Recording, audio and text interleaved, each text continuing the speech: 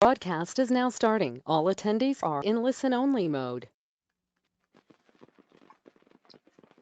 Hello, everyone, and welcome to our webinar, a panel discussion about COVID-19 and B2B publishing, brought to you by ASBPE, the American Society of Business Publication Editors. I'm J.D. Solomon, chairman of the ASBPE's Education Committee, and I'll be your moderator. Our panelists today are four B2B publishing veterans. We have Teresa Anderson, who is the ASBPE president, and she is the vice president for editorial services at ASIS International, which addresses the security industry. We have Sean Griffey, founder and CEO of Industry Dive, whose newsletters cover dozens of sectors across the economy. Melissa Zarek, senior managing editor of District Administration and University Business magazines, which cover the K-12 and higher ed sectors. And Martha Davis, Senior Director of Content for Endeavor Business Media's Energy Group. Now, before we start, some real quick housekeeping notes. So there won't be speaker slides. This is a panel discussion. You will see polls. We'll have several of them. We invite you to submit questions. You can send them to us in the Q&A module of your GoToWebinar control panel. And all attendees will receive a recording of this event after we finish.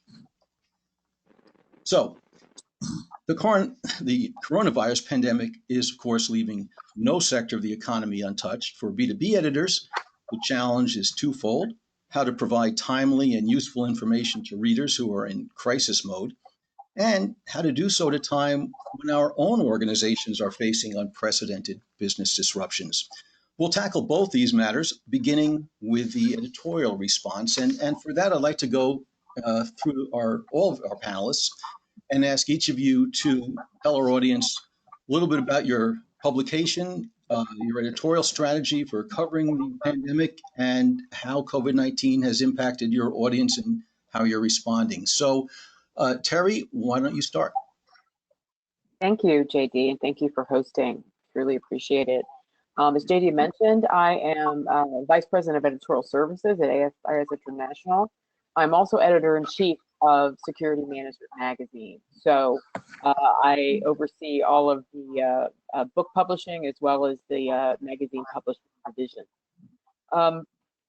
Our audience are security professionals, so they deal with these sorts of crises on an ongoing basis.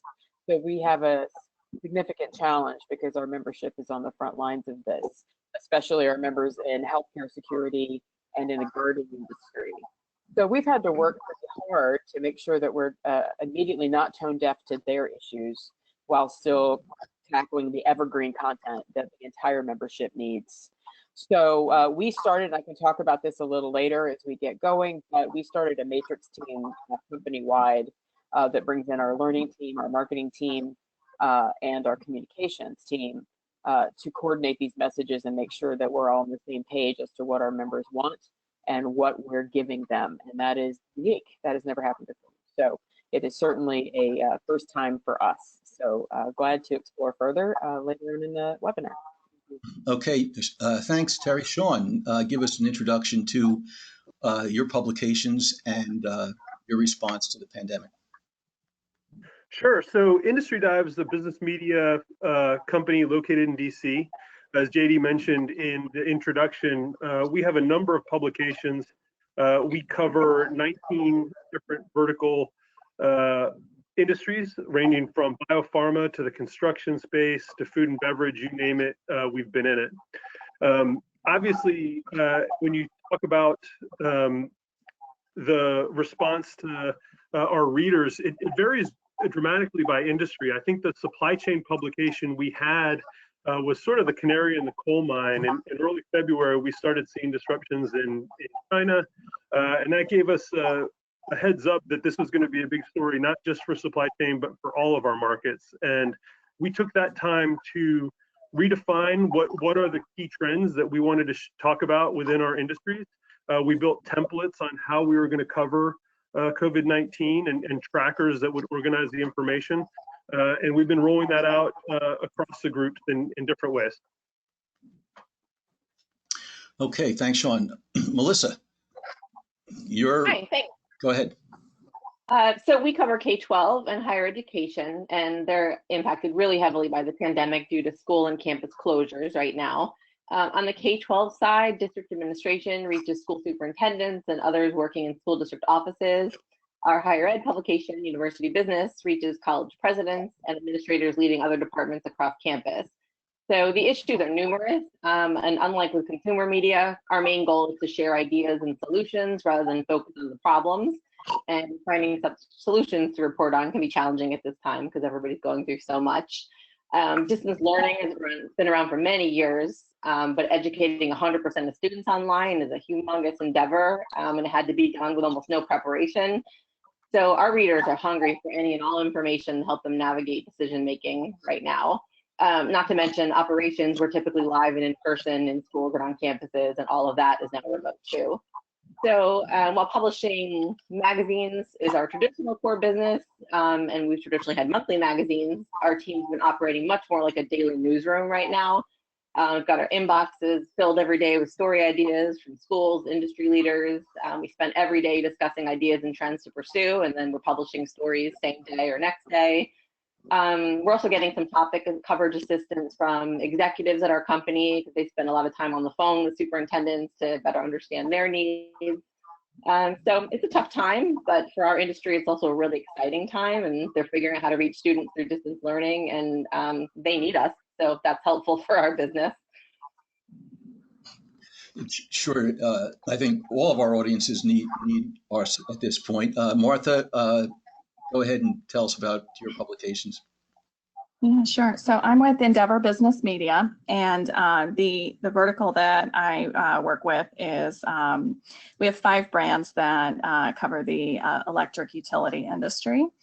So obviously, you know, this has been a really important topic for us to cover with the industry being, you know, a utility industry being critical infrastructure and essential for keeping the lights on. So, you know, I agree with what Melissa said. We have had a lot more of the newsroom feel recently, and that's been fun. I started out in the newspaper world, and so you know, I had kind of missed that. It was fun, but it's also keeping us really busy. You know, in terms of what brands we have, so we have T&D World. We have Utility Analytics Institute, which is a membership model. We have Utility Products, which is print and digital. We have Distributed Energy, which is digital, and Transmission Hub, which is subscription based. And so the way that we interact with the different audiences is a little bit different for both of those, depending on the models. But I agree with what Sean and Teresa were saying, that you know, we did actually work to create an editorial strategy across all of our industry verticals at Endeavor to have a succinct editorial strategy, and you know, just briefly, you know, it's that we cover it credibly, that we aren't gating pages with COVID information so that people can get the information that they need to stay safe and healthy. That we're looking for opportunities to cover, you know, the impacts of the COVID pandemic in a positive manner. So those are the things we're looking for. So I'd like to start the interactive portion of our discussion by keying on something that Melissa mentioned about trying to focus on solutions rather than problems. And even thinking back to when we first started organizing this webinar some 4 weeks ago, how things have changed since then and continuing to change. So if you would talk a little bit about your editorial strategy as it relates to how it may have changed even in these past 4 to 6 weeks from, you know, the time we started first addressing the crisis to now. And then if you would speculate a little bit about maybe how you foresee your editorial coverage strategies adapting as time goes by, as we're clearly in this for the long haul. So I'll leave this open. Any of you would like to step in on that question? Well, I can jump in, JD. This is Terry. We pulled together our team initially to make sure that we weren't tone deaf around this crisis. And so that was part of the reason why marketing played a really big role in helping us navigate and to know what the balance of content would be for our members. And so that has been really enlightening for all of us. We're also sending out a weekly email that's brand new around pandemics for our members. And that email contains a lot of pandemic information up top, including partnerships that we've made with other associations. And also it includes some non-COVID material. So we do say in the newsletter, because it's not all COVID all the time and you have other concerns, here's some other material. So we're definitely watching that very carefully to see when that shift occurs. And also just because the content team is talking to our members constantly, they're getting an inkling of where things are. We have a large European contingent, so they have been sort of our bellwether. So we're talking to them as they sort of slowly emerge from this crisis as to what the next steps might look like for our particular industry. So as to when it'll be over, we have a lot of crisis folks in our group who give us a lot of different opinions about that particular topic, but we know we'll just watch them, and as they start to come out of it, then we'll start to change our editorial. Okay, Melissa, how are you folks focusing on solutions? Schools, colleges are sort of, they don't have any solutions yet. What are you doing to help your readers progress from this initial crisis when everything was shut down, schools across the country, to now having to figure out what's going to happen as we continue and even into the fall? Yeah, it's certainly been a challenge. I mean, so initially everyone thought the school closures would be a short-term thing, 2 to 3 weeks, back to it. So it was kind of like figuring out some basics, getting students and teachers back to class, sending them home with worksheets. That kind of quickly became obvious that we were looking at months rather than weeks for closures. And that's when our reader leadership needs really started to shift. And, the stakes became much higher. A student with a household without Wi-Fi, that's a solution that, that's something they need to figure out. Some of them were taking their school buses and driving them to neighborhoods to provide, Wi-Fi for several schools at once. Students in need of free meals, that had to be figured out how they'd be distributing them. On the higher ed side, suddenly colleges are looking at making decisions like postponing and canceling graduations and, shifting student recruitment efforts and timelines to accommodate for the fact that, students can't visit for a campus tour or an orientation. Everything's got to be, virtual. And, we're seeing now some colleges are starting to announce they may not open until January 2021. So, this is a long-term thing for them. And we just continually need to look at what their current issues are and anticipate their future issues so that we're not, providing the same coverage over and over again. We're still covering distance learning how-to stuff, but it's got to be that 2.0 kind of level. Now that you did it initially, what can you do to improve it and that kind of thing. So it's just, constant discussion and trying to stay ahead of it and making sure that sources don't repeat themselves and we don't keep providing the same information. Sure. Sean, how's across the spectrum of your publications, how has coverage evolved to date and how might it continue to evolve, do you think? Yeah, I think one of the things that we've noticed that our type of journalism can really help with is as much the day 2 type stories where we go not just here's what happened, but here's insight you can use and anticipate next. And that's something that we've made a conscious effort to focus on, is going deeper with those types of stories. I think the other thing that we've done is, to Melissa talking about covering the same thing over and over again, how do you tie the history of this story together? Because it isn't just a one day story. This is a trend now in a bigger piece. And we've been creating a lot of trackers that will consolidate say policies that's happened or impacts in the restaurant industry. What different new policies have each individual restaurant chain implemented? And we've been sort of consolidating those and putting them in hubs so that our readers have an easy place to find that information, but also editorially we can refer to it once within a story and not have to rehash all of the old pieces going forward. Mm-hmm. Yeah, need to keep things fresh. Martha, how is your publications keeping things fresh and presenting new and useful information? Yeah, good question. So I'll echo a lot of what we've heard so far. In terms of, things need to have a new angle, and there's got to be a, kind of a shift in from just reporting on what's happening and what people are seeing to really providing more leadership to the industry. And I think it was Teresa maybe that had said, about their global partners and that serving as a bellwether, and that's something that we've been able to do to be able to provide some insights and experiences from what other countries have experienced, and apply them here to different situations. We've seen some short-term challenges, and we can talk about that later. So like our May print issue, we basically had to redo in 1 week because our typical utility partners were appropriately focused on keeping the lights on during the pandemic, and we didn't want to draw them away from that. So we pivoted and came up with a new issue within the larger theme of grid resiliency, with a special staff written section about COVID-19. Our online coverage really hasn't changed, but we've just added COVID-19 to it.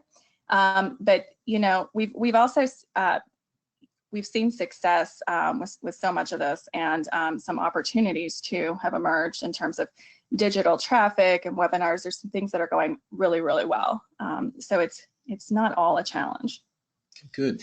I want to bring in a poll and get some audience reaction to the next topic. And here's sort of how to cue it up.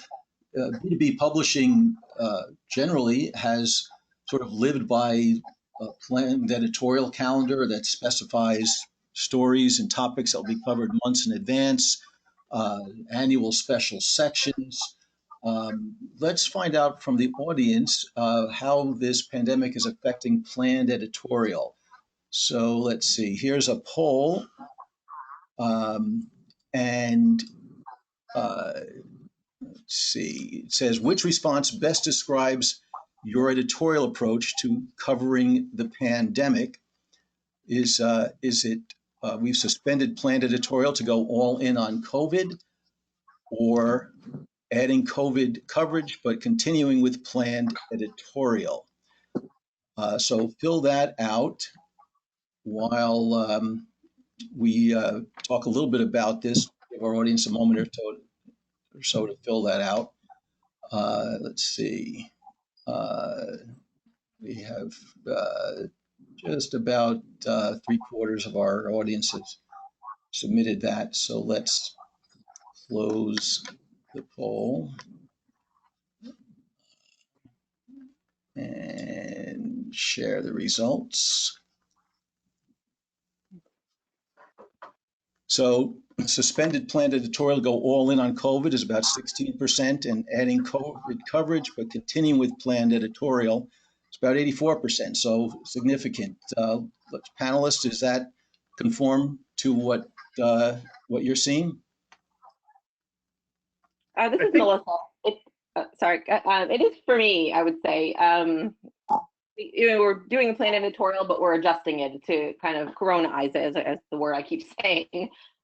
So, we're reminding everyone to pursue that angle on every single topic, and it really does fit every single topic that we had on our editorial calendar, just about. So, maybe we had something, I think in May, we had a story on safety and security. For K-12, we were originally going to do how special ed students manage lockdown drills. And that's certainly not appropriate right now, but there was something safety and security wise that we certainly could cover. And what we did is took a look at mass notification systems and how they're being used now to communicate with families, and how the different features of them are helpful for families that are home right now, homeschooling their kids essentially. So in most cases, we were able to kind of keep our planned topics, but just kind of Corona-ize them, as I said. And sometimes our sales reps have clients interested in a particular issue because that topic is being covered. So, where we can, we try to, continue with at least some semblance of the original plan. Yeah, I agree with Melissa completely. And with the pollsters, we've sort of kept our coverage, and then added COVID where it made sense.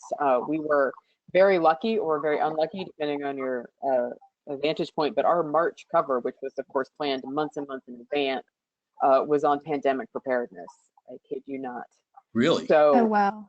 yes. So we looked like we were as a matter of fact, while I was writing the editor's note for that issue, we had a long discussion about should we talk about the new virus? We don't even know what that's going to be like. We don't want to be sensationalist about it. So yeah, lessons learned. But what it created was this illusion that we could do that every month. So we had to walk back some of those expectations. But like Melissa, we're adding in where we can to add a COVID angle where it makes sense to our planned coverage. But we've really taken the COVID coverage online. And so we're using that as our channel for the heavy COVID response. Mm-hmm. Okay, good. I think from my standpoint in Industry Dive, we're a news-driven organization, and so we don't have an editorial calendar that we say, 10 months in advance, here's what we're covering in October. But we do have stories. We every quarter we push our editorial team to define what are the trends that are really shaping the industry in the long run, and what stories within those trends do we want to own, and we focus on those.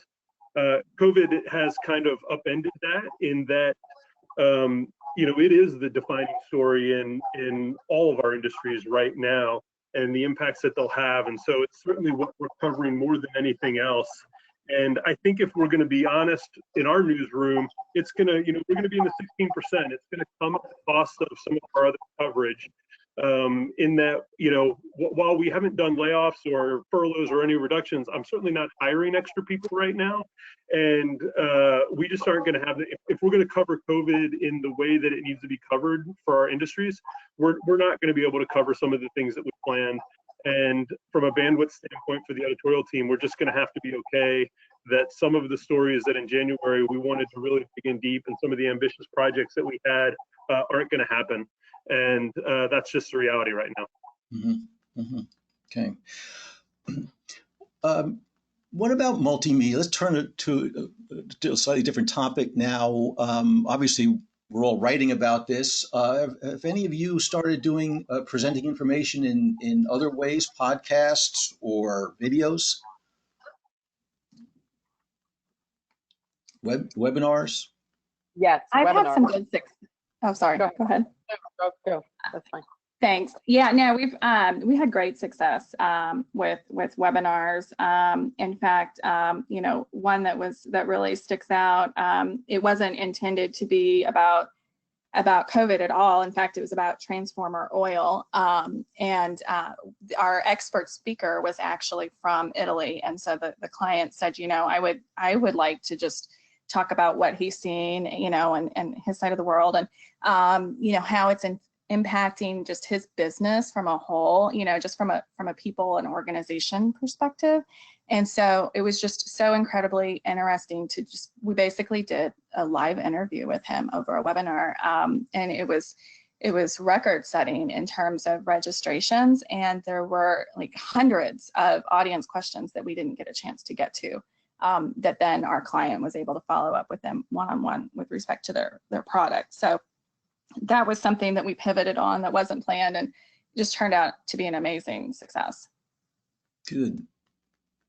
Terry, were you about to respond to that question? I was going to jump in about webinars as well. We've always had a really strong webinar audience, and we've been doing webinars for a long time, but we had stepped them up, and actually are in a partnership with another security organization that has a similar audience but a little bit different, and we're trading off holding those webinars. We had on our last one 450 people, which I thought was pretty great. We're also pivoting some of our clients who were doing webinars on other things, our custom content clients, who are now interested in holding these types of webinars. So we have managed to keep some revenue that way. We are also using this opportunity to try to get our audience much more interested in video. We've always struggled a little bit with that. So we're starting video series with our members, and doing a short series on health and wellness and that sort of thing. So we're hoping to actually launch some new initiatives through this process. Okay. I can jump in on the webinar front as well. This is Melissa. So typically we only have webinars geared towards school administrator readers, but so many education industry companies were coming to us and looking for guidance on, what can we do to help educators right now during this tough time? And, so many of them are offering their products free that typically were paid products. So basically we put together a K-12 and a higher ed webinar geared toward those company folks and, provided some do's and don'ts for them in terms of messaging. So we had a former superintendent lead the K-12 side. He actually happens to be an executive at our company as well. So that was easy to put together in just a few days, actually. And then on the higher ed side, we found a campus CIO and as well as a panel of 4 top administrators. And both of those webinars had a huge response. I mean, I think at least double maybe what we typically get for registrants. So that was great to be able to connect with them that way. So we're getting some questions in from our audience. Let's go to a couple of those. Here's one, Sean, for you. It says, Sean is in a unique position of covering many verticals. He mentioned establishing templates for coverage. Sean, the participant asked if you can describe what those templates look like and how they're used. Yeah, so we talked a little bit about the trackers that we use to sort of cover an ongoing story, and those were one of the first things that we did. Was if there's going to be multiple stories within this trend, how do we provide a way that the users can keep up with it and follow it on either timeline or by geography or find the information that they need. And so we have a front end design team and graphic designers who sort of sat down and said, what's the information going to look like? What are the stories going to look like in different verticals? And how can we build that once across, for one publication, then roll it out? I think, in Industry Dive overall, we try to, the content and the expertise differs across our publications, but we try to use the same infrastructure, the same templates, the same branding within it as much as we can. And that helps us internally provide the best product we can, but it also helps the audience that may read, more than one of our publications. They kind of know what they're going to get and how to find it. So that's the biggest example of templates that we've used, some sort of, infographics and the trackers. Okay. Another question. The attendee asks, I'd love to ask the panelists how much freelance they're using, if any, and how and in what way for other freelance B2B reporters who are listening. So I know, Sean, you said that you're not hiring. What is happening with freelancers? Are we still using them, cutting back because of cost control? What's going on? We haven't changed the freelance budgets of our publications yet. So we're using them, as we did before, which is to provide expertise that we don't have on staff, or to fill in holes where we find big stories that we can't cover ourselves in the way we want. So it's business as usual with the freelancers in the sense that there's a lot of expertise that we need, that the freelancers can we tap into. Anyone else? We've actually shifted a little bit. Some of our money that we had earmarked for travel, which did not happen, we've kind of put aside mainly around a contingency plan. I think that's the peril of being in the security industry, or the positive. But we were asked to do a contingency plan for our team in case people started getting sick. So we did that and identified several freelancers who have worked with us in the past and reached out to them about their capacity. And so we have some extra funds, and we're hoping we don't have to use them for that reason, but they're there in case we need extra help for coverage. Martha, what's happening with freelancers at your pub? Yeah, so when we say freelancers, I would say we don't use a lot of freelancers in the traditional sense of that term. We do have editors that are contract editors that have worked with our brands for extremely long periods of time and do regular work for us, almost like a internal editor would do. So to be honest, we don't freelance a lot of just individual projects, other than some of the custom or sponsored projects. So I don't know if that answers your question. Okay. We're still using contractors. I'm sorry, what was that? Oh, I was just saying, ultimately, yes, we are still using contractors. Good, good. We're actually getting a lot of questions about events, and we were going to talk about that in a moment, but why don't we turn to that now and start talking about events. One participant is asking, have any of you successfully converted any live events to digital events, and any tips for that? You know, maybe more broadly speaking, Terry, your organization was big into events, several a month, and small events and bigger events. What is happening with events at ASIS? Right. Well, there's a couple of different things going on. So we had gotten into road shows pretty heavily. It was custom content. It was our new way the advertising world was going. And these were small regional events that I would go and moderate, but were paid for by a vendor partner. So those we had many plans for this time of the year. It's the busiest time, as you can probably imagine. So we are pivoting a little bit, and we're going to do some experimental virtual roadshows.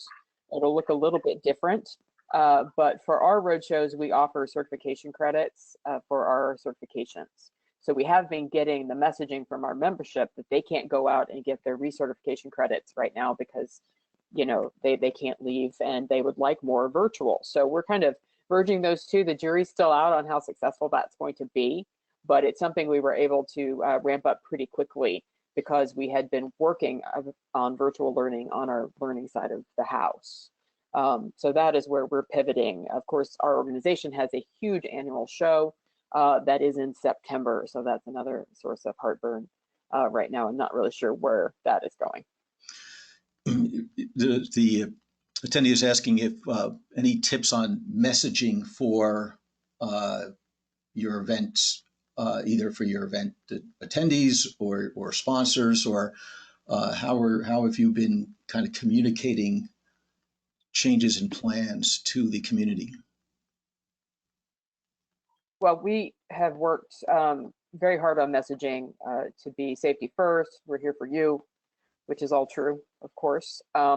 We have a make it right policy around our show where we are giving refunds and absolutely allowing people to register with confidence that if the show is canceled or postponed or they just can't make it for whatever reason, we will refund them, which is been very popular because apparently that's not happening in other aspects of the event and travel industry. So we have just tried to say to our members, we're here for you. We're going to provide you as much virtual as we can, and we really hope we have a show, but we will make it right. Okay, and actually we have a poll question on this, so let me launch that, and our attendees can indicate what's happening with events at their organizations. So the question is, what's happened to your organization's events? We've had to cancel one or more small events. We had to cancel a premier annual event. We're still trying to move forward with summer fall events, or we've converted an in-person event to a virtual event. And while folks are indicating what's happening there, Martha, are events a significant portion of what you're involved with at your organization? Yeah, we have events. We're pretty diversified, so you know, I'm pretty happy about that right now. But in terms of specifics, you know, like was just said, obviously our first priority is safety. We have shifted one event to a virtual event at this point that was supposed to be held in April, and it's going to be in June now. At this point, all of our other events have either been rescheduled into later in the year. We haven't canceled, all out canceled any events. But yeah, it's been a really positive experience, you know, with respect to the one event that was shifted to virtual. And you know, our goal is to always create a memorable experience so that people come back. And we didn't just want to convert sessions into webinars, you know, but we needed to find a way to maintain their attention. And you know, so what we came up with was a multi-channel delivery with virtual breakouts, podcasts, videos, discussion forums, and different content assets. A lot of it's pre-recorded ahead of time, and basically the attendees can create their own experience to fit into their workday, and they can do it in bite-sized pieces that they can, you know, handle a little bit at a time and go deeper where they want as well. For this particular event, it's not an inaugural event, so you know we have a lot of members that are advocating across their organization, and you know there's an opportunity for people that maybe haven't been able to bring their whole team to one of our events before in the past to take advantage of that, you know, that they haven't been able to do in the past, you know, maybe due to travel costs, you know, but, you know, we're giving sponsors leads for up to 6 months. So they're very happy with that. We've retained like 80% of our sponsor revenue in moving that particular event to virtual.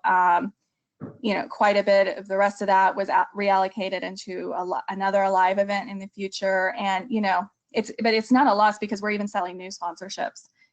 So we've made up for any loss there. You know, we've been able to maintain our goals as far as utility attendees, and we actually doubled our registration goal already with like still two months to go. So, you know, I've been so very pleased with how this is going. Well, you can see the results here. Significant numbers of our audience here have said that they've had to cancel some events, small or a premier event. Many are still trying to move forward with summer, fall events. More than half said they've converted an in-person event to a virtual event. I actually am not sure whether summer or fall events are going to be possible. I suspect probably not, but I guess we will see. So let's see what other questions we have.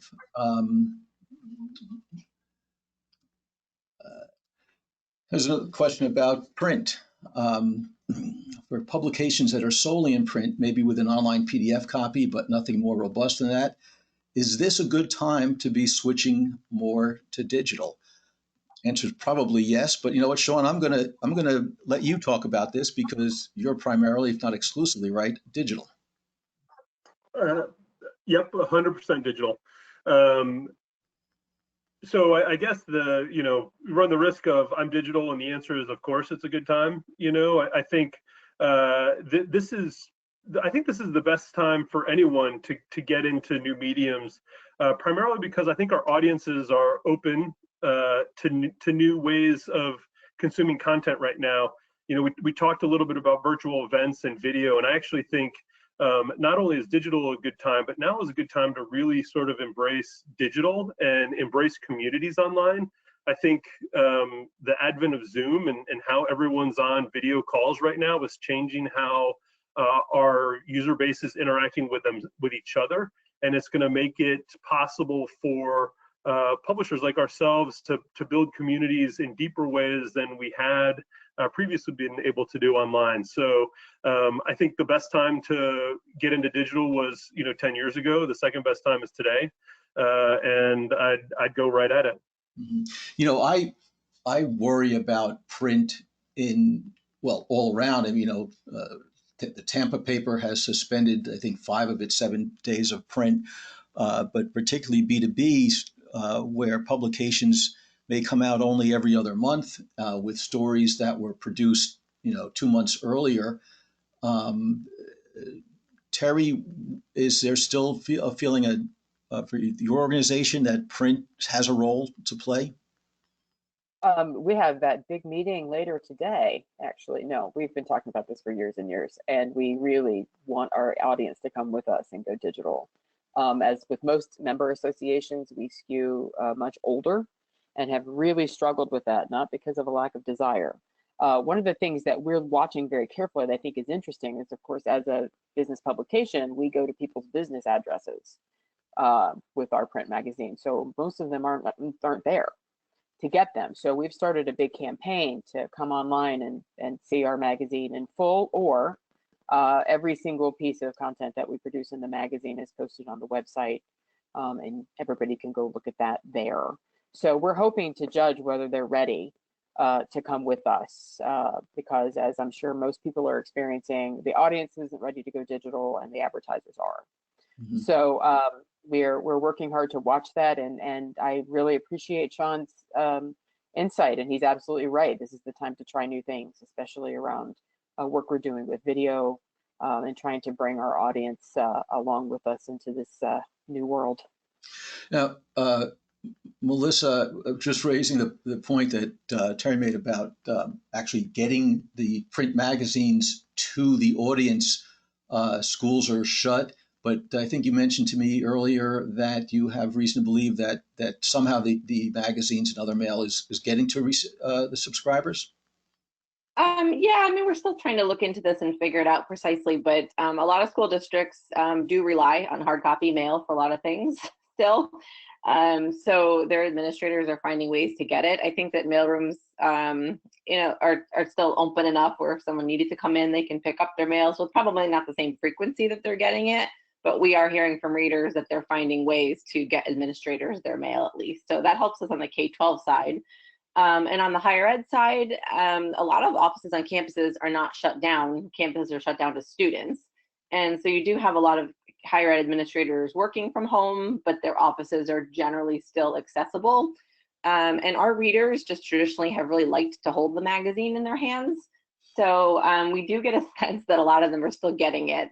But we do publish a full digital edition, and certainly the content is still accessible to them either way. So yeah, we're still kind of figuring all that out. But as far as we can tell, readers are still, in many cases, getting the magazine. And then, our website hits have been pretty phenomenal as well, just, as people are hungry for all of this coverage. I wanted to ask about that. Martha, first, do you have thoughts on print versus the viability of print or digital? And Yeah, I think I echo a lot of what's already been said. Obviously, I mentioned that digital is doing great right now. The traffic and the audience engagement is amazing, with webinars and the virtual event. And I agree with the comment about, experimenting and trying new things. This has really been kind of an impetus for us to try things that we had already wanted to do, just accelerated the timeline. Video, you mentioned Zoom. We do have some like Zoom communities and working groups. We've done some new things with, the video and social media strategy and professional development training online. And that's all gone wonderful. So I agree with all that. One thing I will mention that's been really, really interesting and something I alluded to and earlier when I said that we were very diversified across our brands between, events and print versus digital and whether they're membership or subscriptions, et cetera. We've actually had some marketers, clients that have been digital only that have just recently started new print campaigns with us. There's still an interest, not just from the audience, but from some of the marketers too. So actually, that's a segue to a number of questions that we've gotten from attendees about advertising. For instance, we have a question: what are publications seeing with advertising, print, digital, job ads? What are you projecting? And what, if any, changes are you seeing in advertiser behavior? I know some of you are not involved in the advertising side of things, but for any of you who could talk about that, Terry or Sean, perhaps. Sure, I'm happy to chat a little bit. I think paradoxically, from what people are saying, we're actually up right now, year over year, and we've seen a strong March and April. And I think there's a couple of things that have benefited us. One, we're in the business of solving these marketers' problems, and getting in front of their client base is a problem. And a big channel that they've had has been live events. And suddenly those events are gone, in the first half, and they've been looking for alternative ways to do it. And we've been able to fill in, fill that gap with people. The other piece is one of the great things digital can do is in lead generation. And we certainly do high-end brand campaigns and thought leadership and the rest, but we drive real leads into sales pipelines. And When budgets get tight, one of the things that we've historically believed and have seen in a couple recessions now is that the lead gen budgets hold steady because people are more desperate to get closer to the sale in the smaller part of the pipeline. And so we're seeing demand for that rise. And we're seeing, we're seeing the advertising base still needs customers, maybe more than ever. And if you can help them solve that problem, you can get a piece of their budget. I would agree with Sean. It's a little too early for us to see where the advertisers are going to pivot and what they need. We've been moving steadily towards custom content for a long time. But because our show is in September, and I also agree with JD that is very much not a sure thing, I think they're still waiting. So I think it's because of the timing of the year. Our big competing trade show should have happened in March and then was postponed to July and is now been slated for a week after our show. So I think that our particular industry is still in flux around what they're doing with their marketing and advertising budgets. So the jury's still out with us. Okay. Gotten two questions here that are similar. One says, with all events being canceled or postponed, how are you going about sourcing ideas for stories, perhaps particularly non-COVID stories? And a similar question, the participant asks, we're trying to offer resources and solutions. The resources part is not difficult, but solutions are more challenging. How are you soliciting from experts and your readers solutions? So, how are you actually getting information for and from and about these solutions as increasingly your editors are actually not able to be shoulder to shoulder with other attendees at events, for instance? I can speak to that. This is Melissa. Yeah. So we get tons of pitches by email. We always have, and we've relied more on that and even just our own, desktop researching skills than we've had to on finding ideas directly from events. So that's been fine for us. I think the biggest problem we actually have is that, everyone does have some solutions and things they're excited about. Maybe campuses moving in-person events to virtual and they want to share their stories. They are pinging us and thinking to let us know and want to share that with our readers, which is great. But we just, we as I said, we have very full inboxes, so that definitely helps at this time. I'd say the biggest challenge is that a lot of schools are writing to multiple editors separately. And sometimes just based on the pace that we're working on, it's pretty easy for someone to respond with interest and not know that a colleague has already responded with interest. And, we just have to be careful on our side that we assume that anything in our inbox may be in someone else's inbox as well, and to be sure to discuss it and to see who's actually going to pursue it. Terry? I can speak to that, Sure. JD. Oh, I'm sorry. Go ahead. So I was going to say, very, very similarly, our brands have a long history, and, a lot of our readers have been with us for a long time too. So we have a very robust, audience and, individual contacts in the industry that we use. Some of them reach out to us. We've pursued some of those as well. We also have a media partners program of contributed content that's very robust as well. And as was mentioned, we are receiving a lot of pitches digitally as well. So no shortage there. Okay. And Sean and Terry, your editors are, how are they actually going about finding story ideas, solutions, and even vetting what they hear? We didn't rely on a lot of trade show coverage to begin with, so we're in a little bit of a better place where that's concerned.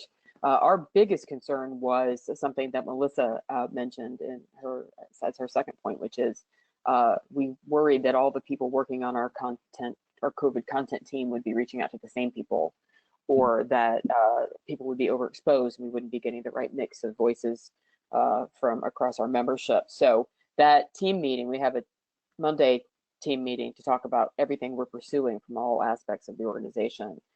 Then a report out to our entire staff on the next day about what's going to be coming up and to let them know that if they hear anything and they want to pass on some information, how they should be doing that. So we have no problem getting sources and from our membership and reporting on them. The bigger problem is coordination.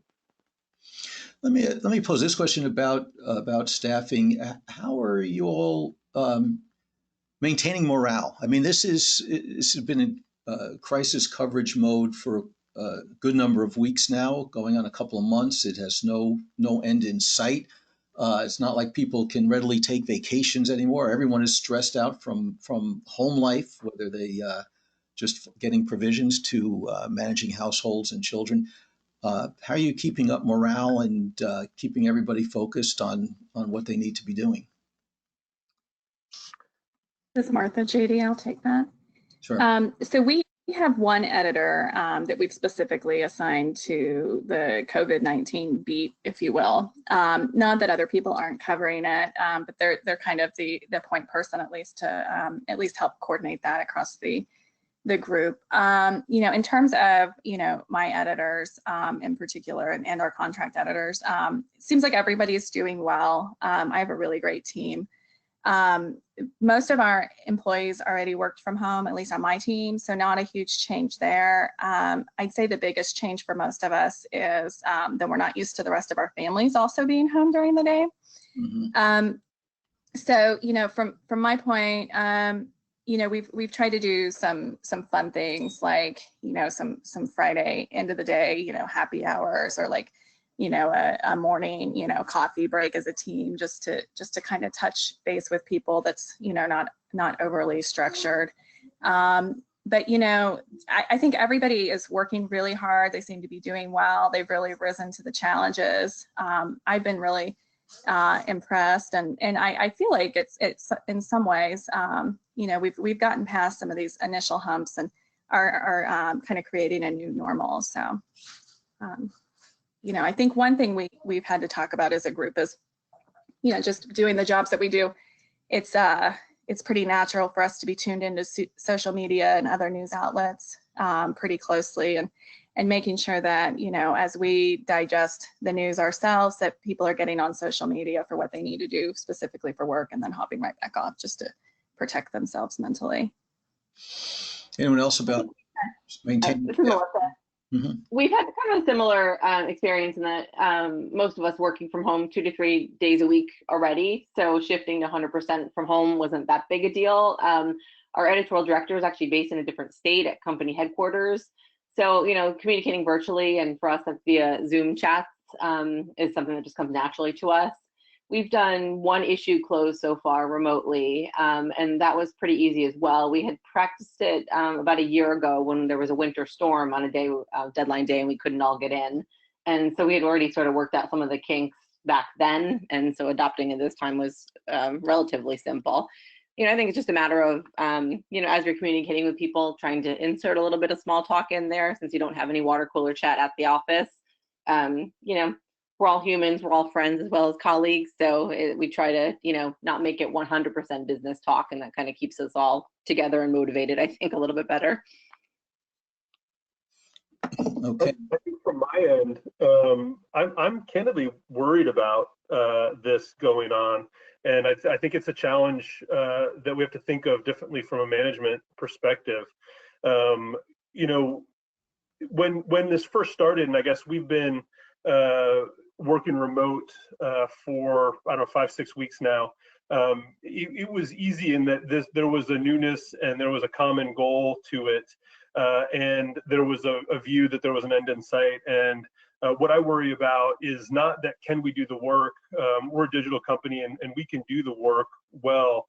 It's just the general malaise of the unknown of how long people are going to be mostly in their houses, in their apartments, for many people, tiny apartments in the city, without access to outlets and social pieces. And so I've honestly spent a lot of time thinking about how do we keep people motivated, keep them moving forward, and keep them mentally, you know, mentally in a good place. And the company's doing different things. I mean, I think small groups are meeting for the happy hours. We're having regular company meetings. We're having a silly guess the baby picture on Slack. channel, competitions in the morning. But from my own personal standpoint, I'm trying to make it more of an effort to reach out individually to people just to check in, and particularly folks that I might not have spoken to on a daily basis 2 months ago, but making sure that they know that there's other people that are facing things they're facing, and that we're in it together. Okay, good. And actually, I think we're coming up to the top of the hour. I think that's a good kind of a pure ending point to give everybody some advice on how to keep up morale and how to keep everybody focused. Before we sign off, I want to invite Terry to talk a little bit about ASBPE. We have to have a commercial. This is it. Terry, would you tell our attendees about our organization and how they can join? Absolutely, I can. So first of all, thank everybody for attending, and thank the fabulous panelists and JD for putting this on. ASBPE is the professional organization for full-time and freelance editors, writers, art directors, and designers. So these folks are all work in the business, trade, and specialty press. So please check out our website, asbpe.org, for more information. We do post blogs there as well, stories that you might find interesting, and please sign up to be a member. For those in the industry, it is free, and you can connect with your peers and have some of these discussions on an ongoing basis. So thank you. Including more webinars as the year progresses. So thank you, panelists. Thank you, Terry. Thank you to all our panelists, to you, Terry, to Sean, Melissa, Martha, and to your organizations for your participation today. And thank you to our attendees for being with us. We appreciate your time. Stay safe, everyone, and have a good day.